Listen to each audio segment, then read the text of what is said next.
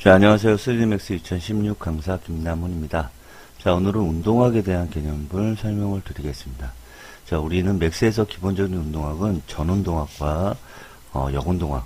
자, 영어로 하시게 되면 포워드 키네매틱스와 인버스 키네매틱스 두 가지를 가지고 있습니다. 좀 말은 좀 어렵습니다. 하지만 여러분들이 계속 링크라는 부분을 작업을 했었죠. 자, 이 링크는 어떻게 보면 전운동학에 가깝습니다. 그래서 오브젝트를 링크를 하셔서 사용을 하시게 되면 각각의 오브젝트를 부모 오브젝트와 자식 오브젝트를 링크를 단계를 차례차례 선택을 하시면서 오브젝트를 회전을 하면서 애니메이션을 했었죠. 하지만 여러분들이 만약 관절이 있는 여러분들 만약 인체라든지 아니면 몬스터 이런 부분을 제작을 하실 때는 이런 부분을 제어를 할 때는 굉장히 좀 힘듭니다. 그렇기 때문에 나중에는 인버스 키네매틱스를 사용하시면 좀 더 편하게 세팅을 하시고 움직일 수 있습니다. 그래서 그 부분에 대한 어떤 기본적인 내용부터 좀 설명을 드리고 다음 시간부터는 본에 대한 설명을 차례대로 나가보도록 하겠습니다. 자, 우선은 라인에 렉탱글 하나 그리겠습니다.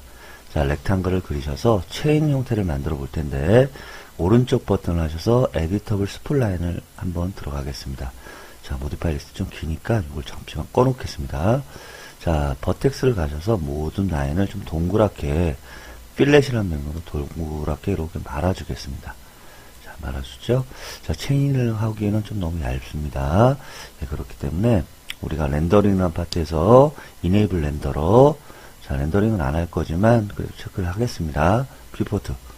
자, 두께가 좀 얇아서 티크니스를 올려주시게 되면 이렇게 체인 형태가 나옵니다. 자, 우선은 복사를 하나 할게요. Shift로 복사를 하시고요. 예, OK를 하겠습니다. 자, 로테이트를 X방향으로 이렇게 돌려주시게 되면 체인과 체인이 좀 연결된 듯한 아마 느낌이 좀 나오실 거예요. 그죠? 됐네요. 자, 두 개를 선택을 하시고요. 다중으로 몇 개를 좀 더 복사를 해서 한번 넣어보도록 할게요. 자, 해서, 예, 5개만 복사를 하겠습니다. 너무 많으면 링크할 때 너무 힘들기 때문에, 이 정도 설정을 하겠습니다. 자, 그리고 3D 오브젝트에 가시게 되면, 두 번째, 익스텐드 프리미티브에 가시게 되면 또 여러 가지 오브젝트들이 좀 있죠? 자, 여기 보시게 되면, 예, G드래곤 같은 게 있네요. 자, 이렇게 보시게 되면 이런 형태들이 있네요. 이런 형태가 있죠? 이거보다는 어떤 게 좋을까요? 예, 뭐 아무거나 형태를 앞에 형태를 좀 만들어 줄 수 있는 걸 만들 거예요. 헤드라를 만들까요?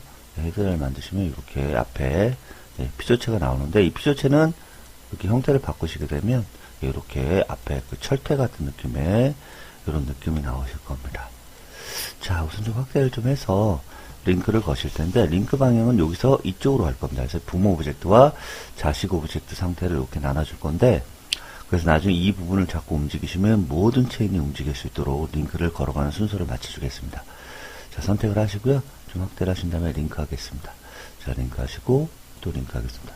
자, 순서적으로 틀리지 않게 꼼꼼하게 링크를 걸어갑니다.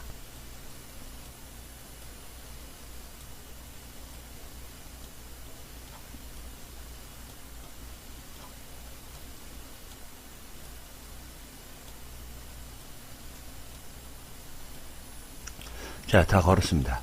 자, 맨 끝에 있는 부분을 자꾸 움직이면 모두 움직이죠. 확대를 하실 때는 뭐 더블 클릭하시게 되면 링크가 다 움직이는 게 보이실 겁니다. 그래서 맨 마지막에 있던 자식 오브젝트를 더블 클릭하시게 되면 부모 오브젝트, 상단에 있는 부모 오브젝트들이 모두 선택이 됩니다. 자, 만약에 이 체인이 움직이는 애니메이션을 하시려면 각각의 로테이트를 다 하셔야 되겠죠. 이렇게 좀 더 복잡합니다. 그래서 이거를 우리가 이제 자, 방향을 이 체인부터 밑으로 갔었죠. 이 밑으로 향하는 방향을 우리가 일반적으로 포워드 키네매틱스라고 생각을 하시면 맨 마지막에 있는 자식 오브젝트가 숙주로 모든 오브젝트가 움직입니다. 자, 체인부터 체인이 아니라 이 철퇴라고 하겠습니다. 이 철퇴부터 맨 끝에 있는 체인까지를 우리가 기본적인 방향, 그러니까 철퇴부터 이렇게 가는 방향을 포워드 키네매틱스라고 얘기를 한다면 이 반대로 가는 역방향을 우리가 인버스 키네매틱스라고 그래요. 그래서 전운동과 인버스 키네매틱스, 역운동은 약간 반대 개념입니다. 그래서 나중에 철퇴를 움직이시면 모든 체인이 따라올 수 있도록 바꿔주시는 게 여러분들 인버스 키네매틱스의 기본 개념이에요. 자, 사용을 한번 해보도록 하겠습니다. 자, 하이어라키라는 데 가시게 되면 IK라는 항목이 나와요. 자, 인버스 키네매틱스 눌러주시고요. 자, 인터랙티브 IK를 누르시게 되면, 자, 이 부분이, 역운동학, 인버스 키네매틱 상태로 바뀝니다. 그래서 움직여 보시게 되면, 자, 모든 부분이 이렇게 움직이게 돼요. 그죠? 자, 그래서 보시게 되면, 네, 자연스럽게 체인이 움직이는 듯한 느낌의 애니메이션을 만들어줄 수가 있겠죠. 그죠? 예. 조금 더 뭐 체인이 움직이는 애니메이션을 한다거나, 어떤 선이 움직이는 애니메이션 하실 때는, 이게 좀 더 편할 수 있겠죠. 자, 그래서 잠시만 꺼보면, 우리가 모든 부분을 잠깐 선택을 해보시게 되면, 기본적으로 이 밑에 항목에, 자, 여러 가지 항목들이 좀 나와 있습니다. 자, 그러면 Apply IK라는 부분을 눌러볼게요. 딱 눌러보시게 되면, 이런 거 뜨네요. 하나씩만 선택을 해보시게 되면, 지금 Bind to에서 지금 보시게 되면, children과 parent라는 항목들의 퍼센트지가 나와 있습니다. 그러면, 하나씩 이렇게 눌러보시면, 그죠? 힘들이 전달되는 힘들이 좀 나옵니다. 자, 그런데 현재 다 선택하시고요. 보시게 되면 칠드런과 파렌트 상태를 바꿔보시게 되면 하나씩 바꿔보시게 되면 얘는 100의 힘을 갖고 있습니다. 자, 칠드런에서 파렌트라는 얘기는 뭐예요? 자, 이쪽에서 얘가 칠드런이 되는 거고 얘가 그 다음에 파렌트, 그 다음 파렌트, 얘가 제일 마지막 파렌트가 되는 거죠. 이게 바뀌는 거죠. 원래는 링크를 이 상태로 지금 진행을 했기 때문에 이 부분이 제일 마지막 칠드런이 되겠지만 지금 현재 칠드런과 파렌트의 영역을 바꿔놨기 때문에 힘의 영역이 좀 바뀌어 있어요. 지금 100의 힘을 갖고 있고요. 그 다음에 얘는 110, 예, 그죠? 100, 예, 이렇게 90, 80, 70, 예, 이렇게 선택이 되어 있습니다. 힘이 점점 줄어드는 게 보이시죠? 아까 선택을 다 안 했나 보네요. 그래서 움직여 보시게 되면, IK 누르시고 움직여 보시면 그 힘에 맞춰서 이렇게 휘어지게 됩니다. 자, 그런데, 다 이렇게 잡고 어떤 캐릭터를 세팅하려면, 약간 유연 부담이 좀 있습니다. 왜냐면 꺾이지 말아야 되는 한계점을 만들어줘야 됩니다. 만약에 사람의 다리면 관절은, 예, 뒤쪽으로는 꺾이지만 앞으로 꺾이면 큰일 나죠. 예, 다리가 부러집니다. 그래서 그런 부분에 제어를 또 맞춰주셔야 되는데, 예, 그런 부분을 잠깐 맞춰보도록 하겠습니다. 자, 나중에 본이라든가 바이패드 아니면은 캐릭터 툴, 예, 캐릭터 툴이라는 부분을 이용하시게 되면 훨씬 더 쉽게 작업을 할 수 있겠지만, 예, 그런 부분은 여기 있는 부분에 기본적인 베이스가 깔려 있다는 걸 지금 설명을 드리는 거니까 좀 잘 이해해 주시게 되면 도움이 많이 되실 겁니다. 자, 박스를 위에서 하나 밑으로 내리겠습니다. 자, 너무 길게 내렸네요. 그죠? 자, 높이를 조금 더 올려주시고요. 예, 다리 부분이 될 겁니다. 자, 그리고 하나, 여기서 스케일을 쓰시면 절대 안 됩니다. 스케일 쓰시게 되면 나중에 문제가 발생을 합니다.